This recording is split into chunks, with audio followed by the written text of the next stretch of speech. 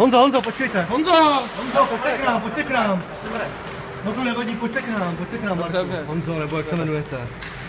Honzo, můžu s vámi udělat krátký rozhovor? Jo, Ty dejte tu helmu, prosím vás.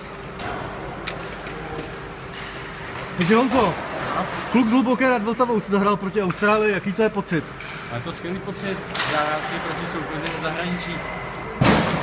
Nevím, co bych na to řekl, je to super, je to skvělý, je to úžasný. Jak bys zhodnotil utkání a jak jsi byl spokojen sám se sebou? Utkání si myslím, že sám vyrazil, hrát proti celku Austrálie, je to čest. Jako je to hokej na mezinárodní úrovni, je to úplně něco jiného, než hrát v kraji s jakýmikoliv týmy. Za sebe bych řekl, že se mi utkání moc nepovedlo, měl jsem tam pár individuálních chyb, které vedly několika gólů.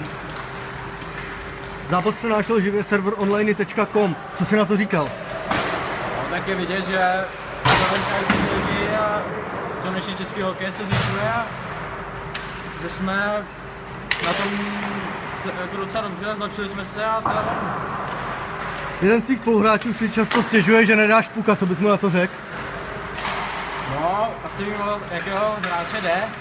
No, řekl bych mu na to, že by měl ten puk taky někdy zpracovat a to je asi jak všechno.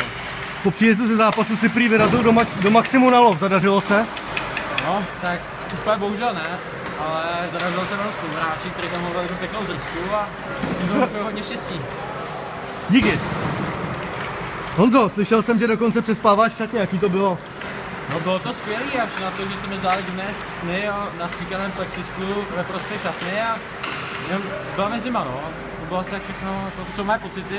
Moc jsem se nevyspal, spal jsem asi 2 hodiny, ale hodnotil bych to kladně. Dobře, tak si to už vem a běž. Jo, díky.